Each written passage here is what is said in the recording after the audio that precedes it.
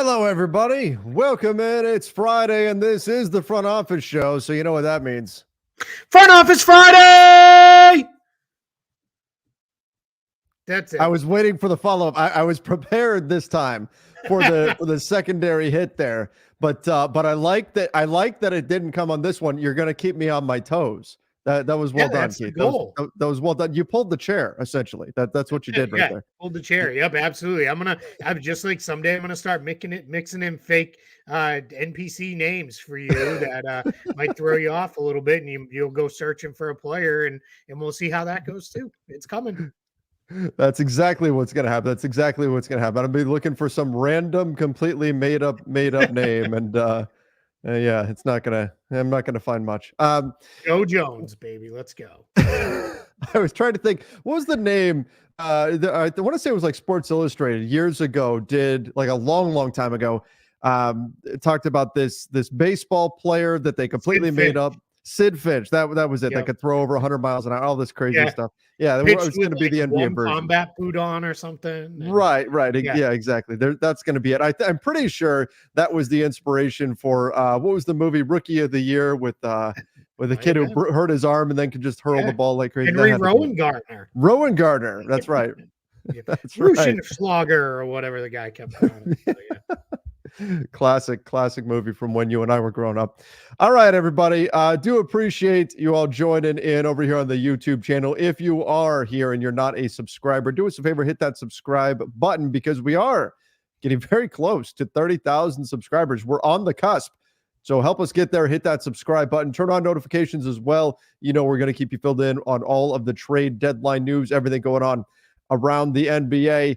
Keith, I like that we can start off with some good news on today's show. We talked so much about this player's out with an injury, that player's out with an injury. Tonight, Lamelo Ball coming back from an injury, one of the more exciting young players in the NBA. So that, I think, is a great positive to start the show on. Yeah, it's huge news for the Hornets. It's not going to save their season. They're a bad team. They're not going to even make the play-in tournament. But I think what gets overlooked sometimes in these situations is it's important for them to get him back to see what does he look like with Brandon Miller? What did they look like when Mark Williams eventually gets back? Those are their building blocks there in Charlotte. So you want to see those three guys together as much as you can. And now we're going to start with Ball and Miller at least. You get a sense of how do they pair in the backcourt? Do we need another ball handler? Are they good enough? Can we go a little bit bigger somewhere? Do we need to focus on putting shooting around them, defense around them, whatever it may be? Those things are really important when you're in a rebuilding season because otherwise you're just missing out on reps. We talked about this with Cade Cunningham last season. He missed so much time that Detroit was left with a lot of questions that, quite frankly, they're still trying to figure out this year. So having LaMelo Ball back on the floor, not a big deal standings-wise, not really probably going to make the Hornets win all that much more, but you get to answer some of those questions, and it makes them at least a lot more watchable over the next, 50-ish games or so that we have left. Well, and I think it could be, and I don't think they're going to force anything, but it could be informative heading into the trade deadline if they get at least a couple of weeks of getting to see LaMelo Ball out there with some of these guys. Again, a reminder of, hey, yeah, maybe this is a player we can move, or no, this is a guy we really want to hang on to because of the connection that they've got. So, yeah, great news there. Looking at some of the other news that's out today, we've got the Grizzlies applying for a $12.4 million disabled player exception because John Morant is now lost for the season. You would assume that they will be awarded that. Typically, when teams apply for these things, they tend to go through, although we did just recently see one with Mitchell Robinson get denied because there's belief that he could come back this season.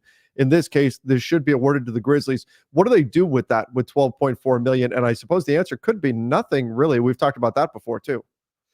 Yeah, this will be one where I think it might go unused. I just think Memphis they're probably not going to add somebody to this roster again. They've kind of fallen far enough out now. I don't know that they're trying to fix this the rest of this year. Most of the guys that they could go get right now, you could probably get on a minimum type of deal anyway. So we'll see, but maybe this is something where they use it to juice a little bit of an offer. But the challenge with the disabled player exception is it's a 1-year deal because the intention behind it is you're replacing somebody who is out for this season. So they give you a chance to get somebody in. You either sign him for just the rest of this season, or you go and you sign the player for or you trade for a player or claim off waivers somebody on an expiring deal. So we'll see, if they use it or not. But my guess is it may go unused. But if you can get it, might as well get it and put it in your toolbox. And then if you need it later, you can pull it out and use it.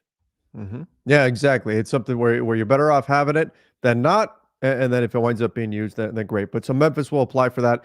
And I would expect that will be awarded to them. All right. We've got a super chat to get into. We're going to get there in just a moment. Darvin Ham has been assured by Jeannie Buss, Rob Pelinka, the job's not in jeopardy. I love that Chris Haynes put this out, and then you notice like moments later, Sam Amick tweets out his article, which was from like a couple of days ago, that also said that Darvin Ham was essentially assured of his job, like going, hey, remember this from a few days ago? But that's just a little, media tit for tat going on there. But the bottom line, the Lakers have told Darvin Ham, like, hey, don't worry, even though we're terrible right now, you're not, your job is safe for the time being. We've talked about that maybe it'd be more prudent to wait until the summer to figure something like that out, unless they really were convinced that, number one, there was a great candidate that was out there right now at this point of the year that would be willing to come into a team midseason, and number two, that's what would fix whatever ails the team. But it does seem like that's not the path they're going to go down. They're going to hang on to Darvin Ham at least through the remainder of the season. If things continue to just nosedive, then maybe they will reevaluate things in the summer. Yeah, I think for the Lakers, I think they realize whoever they maybe would like as the next coach maybe isn't available right now. And I don't think they're being unrealistic by saying firing Darvin Ham today is not going to fix everything that ails this roster. It just isn't. It's not like you're bringing in somebody new and then everything is magically better. There's other issues at play here. And I think for the Lakers, we're going to fire him and just pay him not to coach us anymore, and then have to go get another coach anyway. Let's let the year play out and let's figure out where it goes. Because I don't know that there's anybody you could bring in that is going to appreciably change wherever the Lakers season finishes this year. It's hard to believe that great of a coach exists somewhere and they're just sitting on the couch at home. It just doesn't seem likely. And wants to coach. And wants to go. And that's a big part of this too, because there are like the more established, like pedigreed coaches, if they are out there, a lot of them don't want to come into a team mid-season and try to take on what somebody else has already installed, undo that, and then install your own system with no training camp. You're supposed to win games on the fly. That's a very difficult thing. A lot of those types of coaches that are that top tier, they're saying, let's talk over the summer anyway. Especially with a veteran team. They're not going to want to, you're not going to come in and all of a sudden be like, all right, we're going to press 94 feet every night. Right. I mean, because it's just not going to happen. LeBron's going to be like, okay, no, we're not. Like, I'm too old for that. Like, give me the clipboard. Give me the clipboard. As someone who lived through the Rick Pitino era, it doesn't work anyway in the NBA, but that's a whole other story. So I get it. Why nobody's probably jumping at it right now. In the summer, people will be jumping at the opportunity because it's the Lakers, right? It's one of the premier jobs in the entire NBA, if not the entire sports world. So of course, somebody's going to want it. But then it's, as you said, they get the whole summer, all of a training camp to put their stuff in and go, if that's where we land. So we'll see if, how all this goes. I mean, things could be a lot worse. The Trailblazers lost by 62 points last night. Ooh. So it's a lot of blowouts last night. It could be 62. My goodness. Yeah. That's rough. That's rough. Mission 86 said, I need Keith's schemy mind. I don't know. Have you ever been called a schemy mind before? No, I don't think so. I hope that's a compliment. I think it is. It says, if a team wants to bring in a coveted rookie, but will have a mid to low draft position and little to trade higher and too high of a pick would go to another team, is there anything they can do? So if a team wants to move up in the draft, they've got more of a late pick. They've got a guy that they say, this guy is the next breakout star. Nobody else sees it, but we do. But he's going to go at like 10, and the pick we have is 25, and we don't have a whole lot else. Is there anything they can do creatively to try to move up in the draft and get that guy that they think's going to be the next big thing? Yeah, and I'm taking the too high a pick would go to another team, meaning maybe they owe a pick or something to another Okay. team. So I think there's a couple of things at play that you could maybe get to here. Is one, you make another trade with the team who maybe are already tied up in pick wise and try to relieve those protections or get the protections lifted for this specific draft if that player is somebody you think you want to go. Otherwise, it's probably you get closer to draft night, you play your cards really close to the vest. Maybe you don't even bring the guy in for workouts or Yeah. meetings or anything. Maybe you just meet with them in the general sphere of like the combine or something like that, and then you stay away otherwise. So then you kind of get into a spot where you want to go in and you want to uh, kind of get into a spot where it's draft day. Maybe you try then to move up late and you just try to again keep it very quiet what you're moving up to do. That's probably the best way you could get there. Other than that, there isn't a whole lot you could do Yeah. because anything to put yourself in position means you're having to trade with somebody else, and that means that they have a large kind of say in that as well. Keith, I tried to trade up for Bijan Robinson so many times this past season, and it just was not possible. Sometimes you get stuck in that position, and there's just not much you can do about it. It's the way that it goes. It's true in actual professional sports and not just fantasy as well. Mission 86 said, thanks for everything, and let's make Danny Ainge's day a little worse tomorrow. So he's coming from the Lakers side. Lakers play the red hot Jazz tomorrow. But I was thinking about this, Keith. Is there a way to make Danny Ainge's day any worse tomorrow? Like, if they win, and he's going to be like, okay, cool, we're on a winning streak that excites fans and everything. But I don't think he necessarily cares about winning this. I don't think the Jazz front office is looking at, oh, we got to keep a close eye on the play. And no, they're still looking years down the road. To me, this reminds me of their start last season where they were great. They were in the 1 seed and they still wound up, with a pretty high draft pick and kind of falling to pieces at the end. I don't like if they lose. I don't think that's gonna like ruin anybody's day in the Jazz front office. They're still looking ahead to next season after that. Yeah, I think given his history, he'd rather beat the Lakers than not. But Sure. yeah, I don't. Yeah, if they lose, I don't think Danny Ainge is like, well, that's it. I'm retiring. I'm done. I've Right. got nothing left here. Yeah, I He'll think go he play just. baseball. Yeah, right. Yeah, yeah. Again, yeah.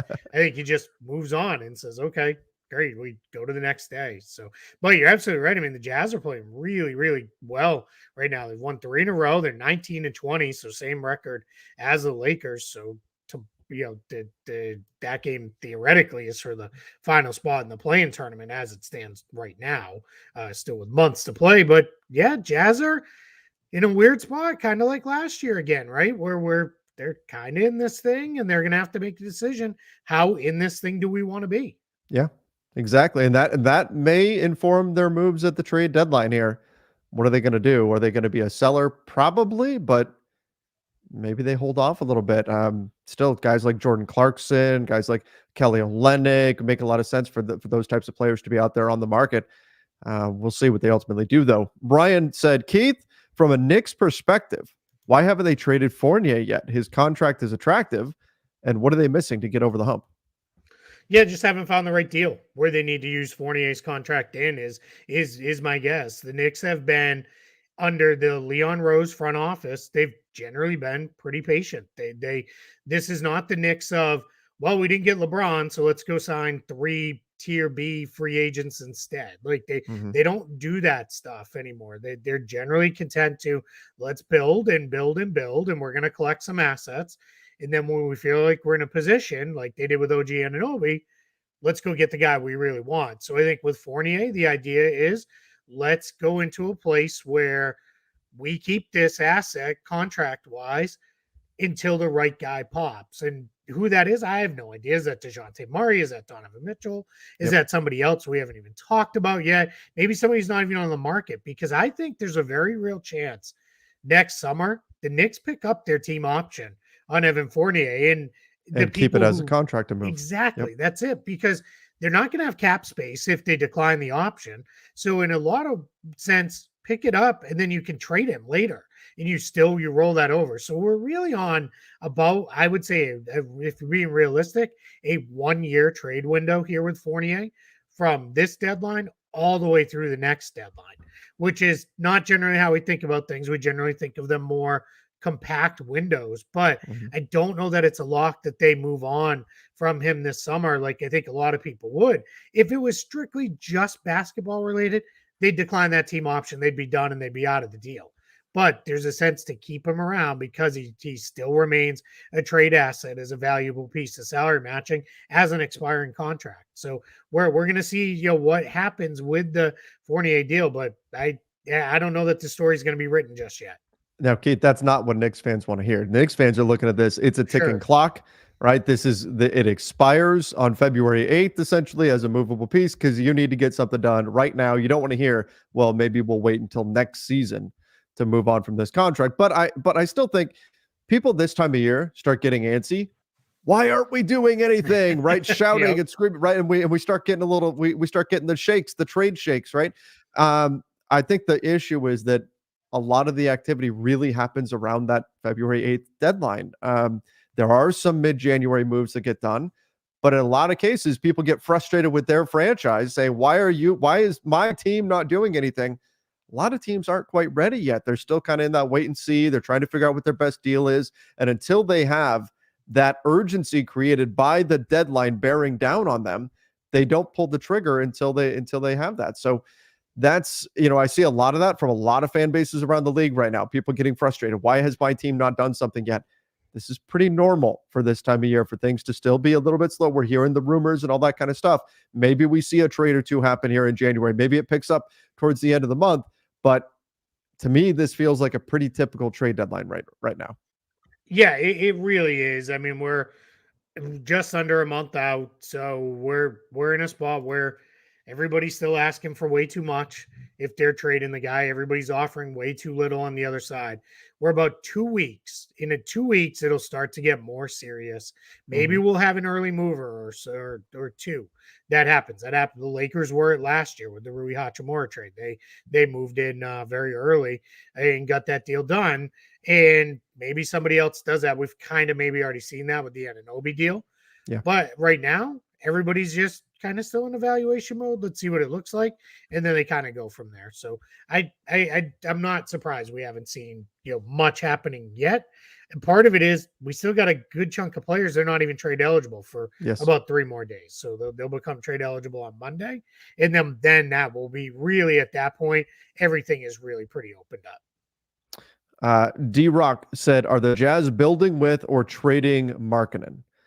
So I don't know exactly what the Jazz want to do with him. If I'm the Jazz, I'm making sure no one else knows what I want to do with him either. Right. I'm publicly saying he's great and I want to keep him, but they could go either direction. Personally, though, I would hang on to him.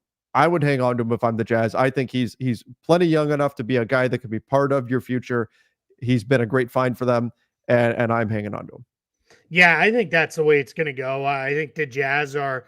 This is not we're in this rebuild world for 5 years of a rebuild.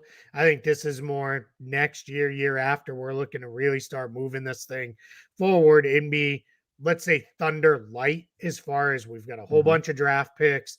If we can get the right guys, now we've got the assets to build around those guys and keep it moving. I don't think we're in tear down, sell off everything phase anymore with Utah. And I think Markkanen's very happy there. They seem to very much like him. So I think we're in a spot where let's kind of keep this moving here and kind of keep going. For any college football fans, sounds like Kellen DeBoer is going to get the Alabama job. So that's being reported by Pete Thamel from ESPN. So there you go. Big. It's funny when Woj like retweets other sports stuff. Because it kind of makes me I skim and I'm like, who is that? Oh, different sport. Got it. Yeah, I hear you. So yeah, but back to this question. I think Markkanen sticks. I think just about everything else, minus the rookie scale guys, is probably on the table for Utah to move. But I think the Jazz are pretty happy with where things are at. They're going to do some stuff. Danny Ainge doesn't really sit it out, even if it's more minor moves. But we're going to see. I think probably their most likely to be traded guy is Talon Horton-Tucker. He doesn't play anymore. He's completely out of the rotation. Has not been a rotation guy for well over a month now. And that's just a salary that's pretty movable. So they may be able to make the trade where you just kind of keep it moving, keep churning that bottom Mhm. spot, keep things moving in that roster spot. So we'll see how that comes out in Utah. But I Jazz are in a pretty good place as far as the team that looked like after the Mitchell and Gobert trades, they were bringing it all the way down to the studs. They're building back much quicker than expected, which is quite Mhm. frankly, Ainge did that twice with Boston too. He rebuilt the team very quickly on the fly, and it looks like he's doing it again. Yeah, the Jazz have a very bright future. If I'm a Utah fan and you're concerned about like, well, shouldn't they be a playoff team? No, no, no. They are. I think if anything, they're ahead of schedule at the moment. Agreed. So I'm happy with where they're at. No Cap said, "What would both of you do if you were the GM of the Golden State Warriors?" So the situation is clearly Steph Curry is not happy. There's pressure to change something. He had his comment the other day about doing the same thing over and over again. How they can't do that. Um, it sounds like, despite our idealistic scenario of having, Draymond and Clay and Steph all kind of right off into the sunset together, it's feeling less and less likely that that's going to be possible because they do need to win games and simply they're not winning enough games right now. So, what are you doing here? If you're the GM of the Warriors, how do you weigh history and nostalgia and appreciation and all of the emotion behind these players versus what's best for the team and moving into a new direction? First off, I'm going to be very, very careful. I am going to be very cautious on trading any of the future picks, any stuff like that, because Mhm. I think I need those, right? I need those picks because the team is going to be expensive, most likely over the next couple of seasons. So I need those picks to start to rebuild my base behind these guys. That said, if I felt like Chris Paul, Andrew Wiggins, combining those guys and going and getting a major big salary player, if there was one available, I think I'd do it because to me, I'm going to do everything I can to try to extend this window with Steph, at least with Steph, if not with all three. So I'm going to do what I can, but I'm probably not trading the kids, and I'm probably not trading more than maybe one more future draft pick, and that would only be as the sweetener in another deal. Maybe I could get there with Kaminga or Moody because I think we're kind of hitting the breaking point. One of those guys, but Pajemski, Jackson Davis, I'm hanging on to those guys unless it's something amazing falls in my lap that I was like, holy cow, I didn't expect that to be available to me, and that's probably not going to happen. So, but yeah, Wiggins, Paul, uh, Looney's a little weird because he's just so fairly paid, and he's another Mhm. important guy. But sure, if there's the right deal there, and then I'd be open to listening to offers for Draymond and Clay. I wouldn't just immediately say, no, hanging up the phone, we're done. Steph is the only guy I'd have off the table. He is the only one I'd be like, nah, I'm just not doing it. Unless he comes to me and says, I don't want to be here anymore, trade me. Then I'm looking, all right, I am, everybody goes. And I'm Oh, yeah. restarting with, hey, Oklahoma City, give me every single draft pick you have. And then everybody else, you start ponying up picks for everybody else too, and off Yep. we go. And I'm gonna, basically tear this thing all the way to the bottom and start all over. That's exactly what I'd be doing. I don't think that the Warriors are going to sit this trade deadline out. I think they need to make moves. If you're going to move on from Clay, if you're going to move on from Draymond, you need to get some younger pieces in that could potentially be part of the next generation of this team. That's what you've got to be looking for, while understanding that, yes, these guys have meant a lot to your franchise, but it's probably time to do something here, to make some kind of a move if you're Golden State. I don't know if you placate Kaminga by saying, look, just stick it out. These guys are going to be on their way out. You're going to be getting all the minutes you can handle pretty soon. That's probably the path that I'm taking with him because he's already, not been happy about his role in the team. That's something that could be shifting. They've been listed as a landing spot for Pascal Siakam. If you can get him, great. But are you putting yourself in a situation then where you're giving up a lot of future draft capital, which you just said, Keith, they probably shouldn't do? Is that really the ideal fit? Could they maybe get, it's attaching a lot of big salary, but if they really want to give a jolt to their offense, could you bring in a Zach LaVine by stacking together a couple of contracts? I don't even know if that's the right direction for this team at this point, or if it really is just as much as they may hate to say it, just burn it down. Yeah, I think we get to a place where it trading for Siakam sounds awesome, but it's what are you giving up to get him, right? Because that's where I don't Exactly. want to. I'm not giving up first round picks for Pascal Siakam. If they're willing to take Wiggins back as the primary matching salary, and then I'll give you one of the younger players like a Kaminga. All right, I'd probably do that if Siakam, we backdoored him. We know he's going to re-sign with us. Then I'm probably okay. Let's go. Let's make that happen. But otherwise, yeah, I'm not giving up major stuff for a guy like him just because where's he going to lift you to? To Mm-hmm. the top part of the playing tournament? Okay, that's not bad, but I don't know. I don't know that that puts you fully back into contention because what they need to get back into contention is they need Steph to be Steph again, and he has not been very good over the last probably about month and a half or so. Uh, Clay needs to be Clay. Draymond Green needs to be Draymond Green and have no nonsense.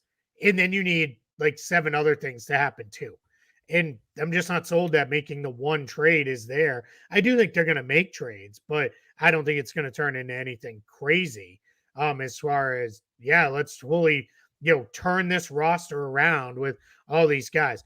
I'm keeping an eye on Chris Paul just because Sure. that contract is very set up to be traded. But the Warriors also have a point to kind of use the Chris Paul contract as this is our let's really lower our obligation moving forward on how much salary we owe. If we can, let's say they just cut him loose at the end of the year, and then they get into a place where it is, all right, Clay, we're going to bring you back, but we're going to half your salary from the prior year.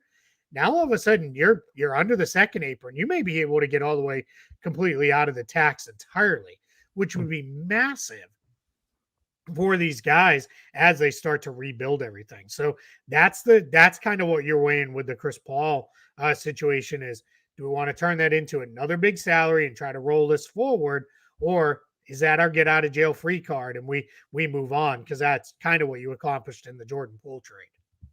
All right, let's get to Josh. It said, "What's your blockbuster trade prediction?" Yesterday there was the piece from Jake Fisher suggesting that maybe DeJounte Murray is the biggest name player to be moved at the trade deadline, that some of the moves have already been done.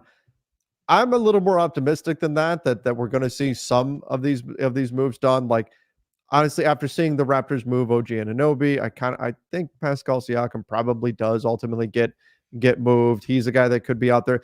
I don't know that we're going to get the surprise like, oh my gosh, Trae Young's an Orlando Magic player now or something like that. You know what I mean? Like that Yeah, just nobody those are saw coming. summertime things. Right. Yeah, I don't know that we're going to get that, but I do think we're going to see at least a few big moves. I think there's enough teams that have incentive and motivation to go get something done. I 100% think we're going to see Murray get moved. Now, Yeah. just talking to people myself too, like everybody's kind of that's gone as far as it's going to go. Like it's time to make a move. I'm with you. I think Siakam gets moved. I think the Warriors are going to do something. Whether it's we just talked a lot about that, but Mm-hmm. I don't know.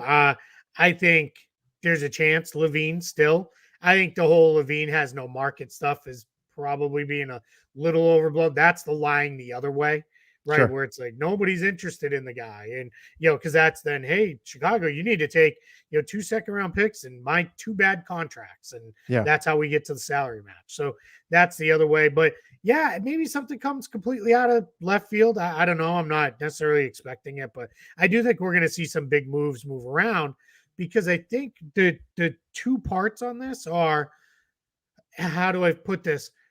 There's so many teams who feel like they're in it. There is Yeah. no team that I think anybody's looking at and saying, well, they're unbeatable and we need them to completely fall apart to have a real chance. I think everybody's not everybody, but I think you could probably get 7-8 teams to say, yeah, we're in this thing. Like we have a real chance at this. And that generally leads to teams making a big move. I like that Joshua capitalized Blockbuster because that made me instantly Took me think back.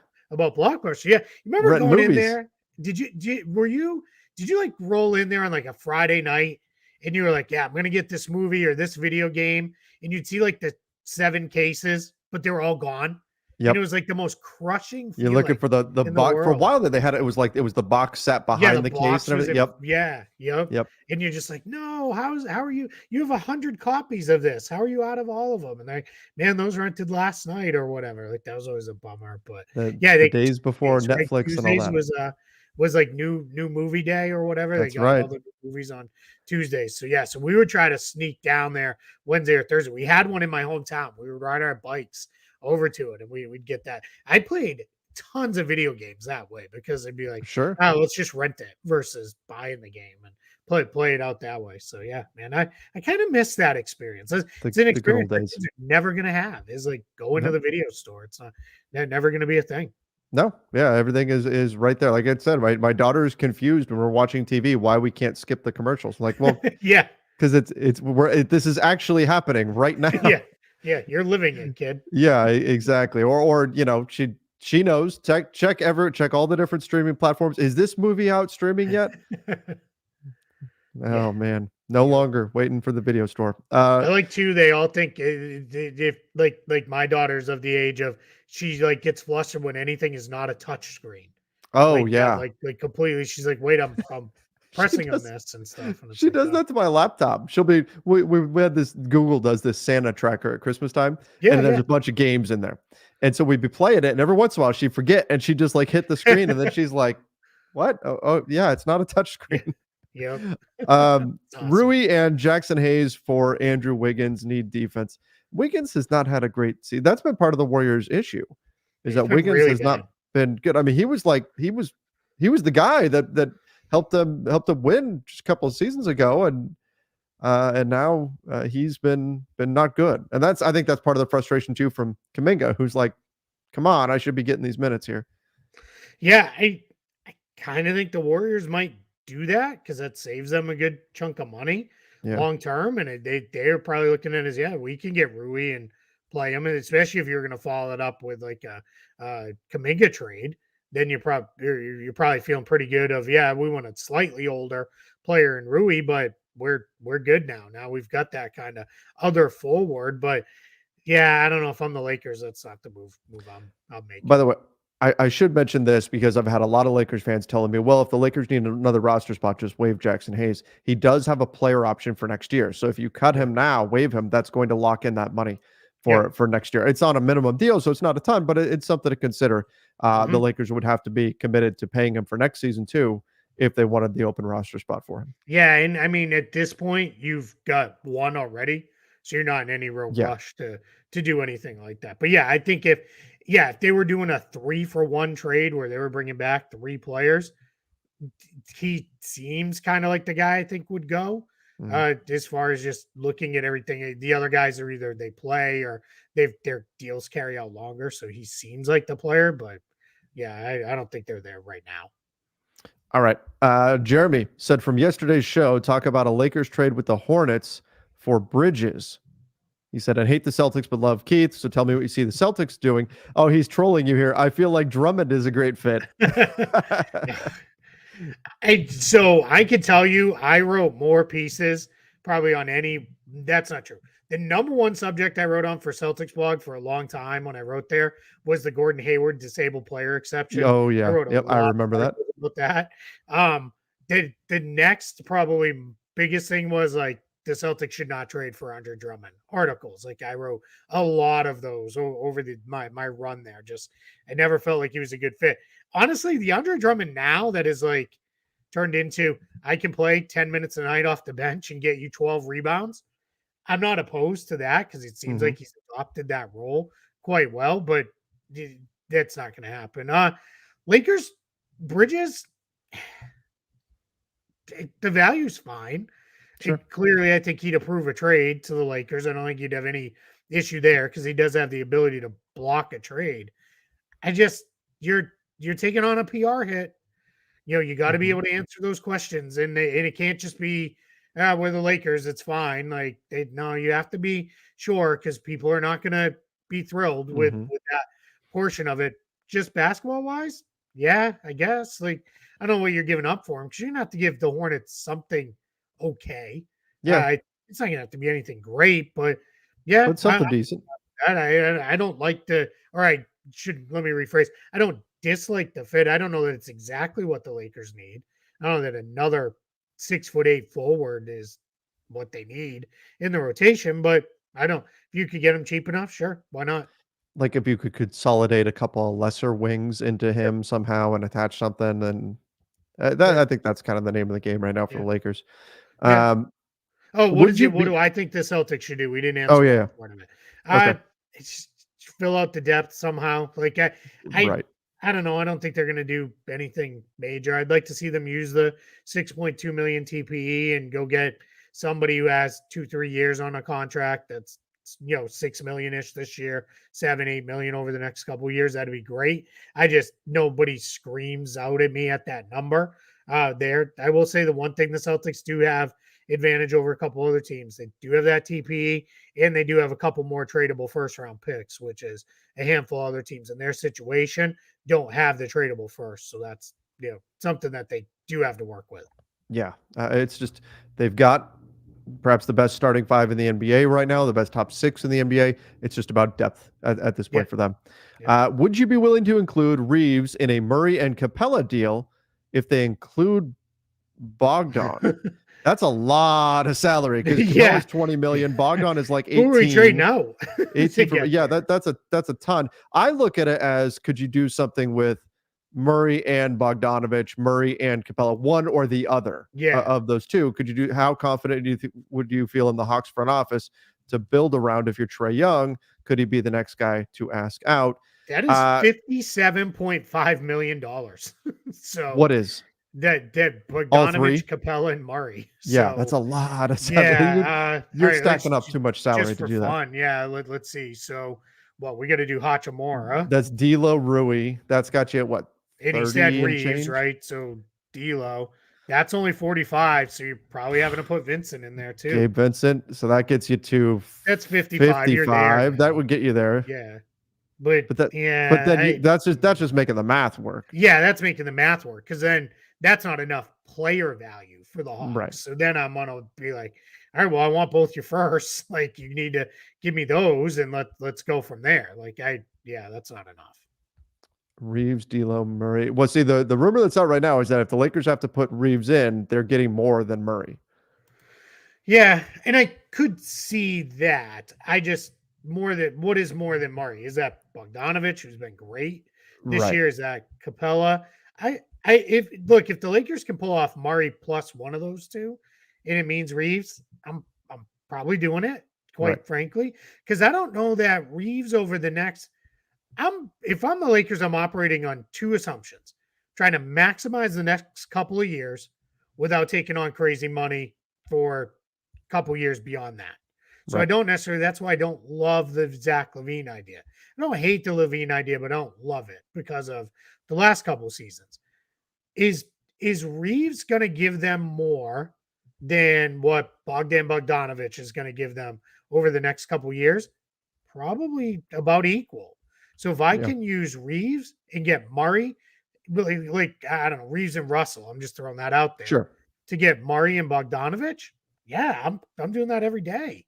Like that's a great move because even the years beyond the next couple of years for Murray and Bogdanovich, those aren't massive numbers. So I'm fine with that. Like I every day of the week I would do that. And I like Austin Reeves quite a bit. Yeah. I mean, you're getting a guy who maybe could win six man of the year if he was on a better team in Bogdanovich and a starting point guard. Yeah, let's go. That's that's quite a bit of value you'd be getting Yeah. back. All three That's though, yeah. I mean, that's too much. Like yeah, I mean all that's where it three just is gets gets crazy. And I crazy. don't think Atlanta wants to That's all that. that's like we see it all the time. People come up with these like super elaborate trades that Yeah. they have, 15 players in them and stuff. The reality is that when you get to like what's the phrase around the NBA? It's like three team trades or where deals go to die. And Yeah. because you start getting too many opinions mixed into a trade. It's It just makes it hard that enough much more to do a difficult to do. two-team trade. It's the Yeah.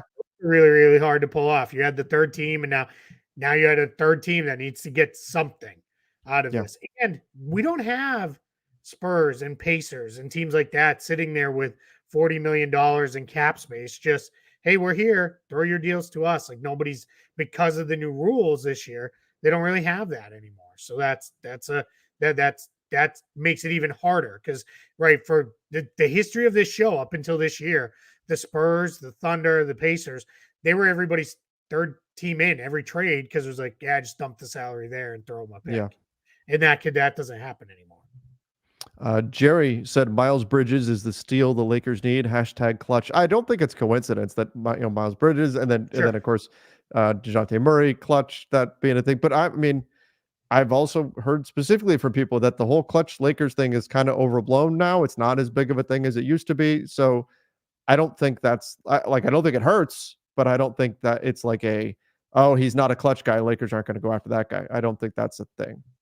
I have a very real sense talking to people in the league that the Lakers are not that they're like, get LeBron out of here and be done with this, because that's not even close. But I think the Lakers are being very cognizant of this has a clock on it. Like it feels real now. There's a clock on how many more years of LeBron we're going to have. How long is that relationship going to be? It may be 3 more seasons beyond this one, 4. I don't know. We'll see. But it just feels like there is a sense of we don't need to do everything to appease everybody right now anymore. Like we need to do what's best for the Lakers versus what's best for the Lakers with LeBron James in the moment. Mm-hmm. Now, if in the next 3 weeks they rip off a 10-game win streak, you may see all of a sudden, Zach LaVine sounds kind of good. Like let's right. because just everything changes. You can all of a sudden be in a spot where it's all right. We feel like a title contender now. Let's push over the top. And I have no issue at all with the Lakers operating under the mindset of go get a championship and we'll figure all the rest of it out later. Because that's where you should be at this point. If you're in the LeBron James business and to a slightly lesser degree, the Anthony Davis business, you should be in title or bust mode. Boston should be in the exact same spot. They're just limited in how much they can trade because everything that's tradable is attached to a top 6 rotation guy. But any of those teams, they should be full on in that mode of all right, do this, and then we'll figure all the rest of it out later.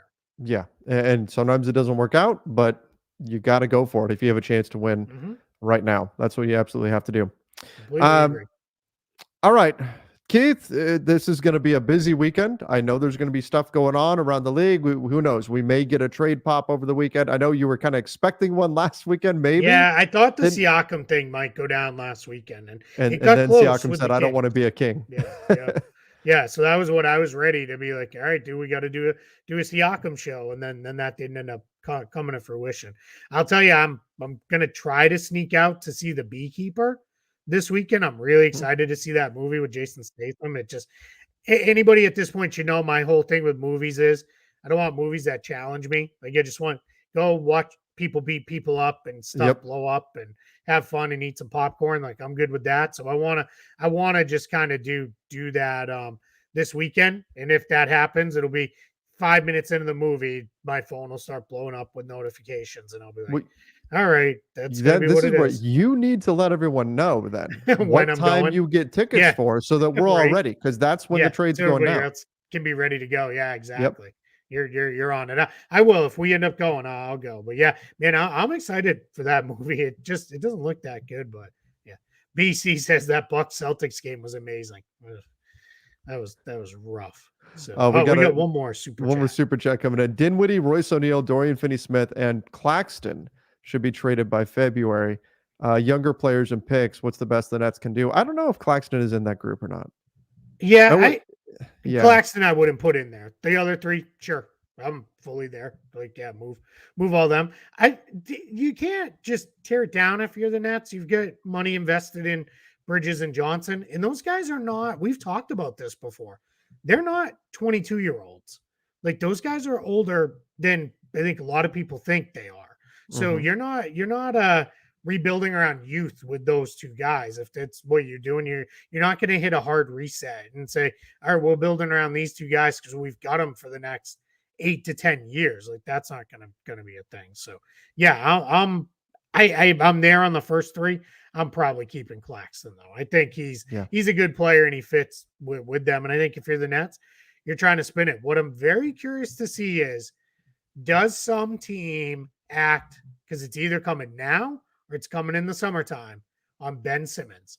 Is someone going to Mhm. say, let me clear out a Some 4-year salary. contract I don't like, and I'll take the 2 years back on God, Simmons, and we are we go that finally way. here? We're Yeah, finally it here might where be. Ben Simmons has value, but unfortunately not because of what he's doing on Yeah, the floor, not but because of what because he of his does. contract Yeah, I expiring. mean, let's get back to him having value because of what he does on the court. Yeah. Yeah, I don't know. All right, we got one more. It's worth answering because the Anyway, answer's Golden State can get Isaiah Joe or Devin Vassell. yeah. No. Isaiah Joe's on one of the best value contracts in the entire NBA. He's not going anywhere, and Devin Vassell's poison pilled because of his extension, so very hard to trade him anyway. So Yeah. no chance the Warriors are getting either one of those guys. Well, all right, everybody. We're going to stay tuned this weekend. Could be some movement. We'll see what happens. Again, the chances just go up the closer and closer we get to that February 8th trade deadline. Again, if you're not a subscriber yet, subscribe to the YouTube channel right here for the NBA Front Office Show. Get us to Let's go. We're like 30,000. 300 away from We are. 30,000. So let's push that over the top there. Let's get that done ahead of the trade deadline. There's over 1,000 people watching today. We know you're not all subscribed. Just hit that subscribe button for us, please. Hit the button. Hit the button. Absolutely. Hit the subscribe button. Don't forget to find us over on Apple Podcasts and Spotify as well. Till next time, everybody. Have a great weekend. See ya and stay safe.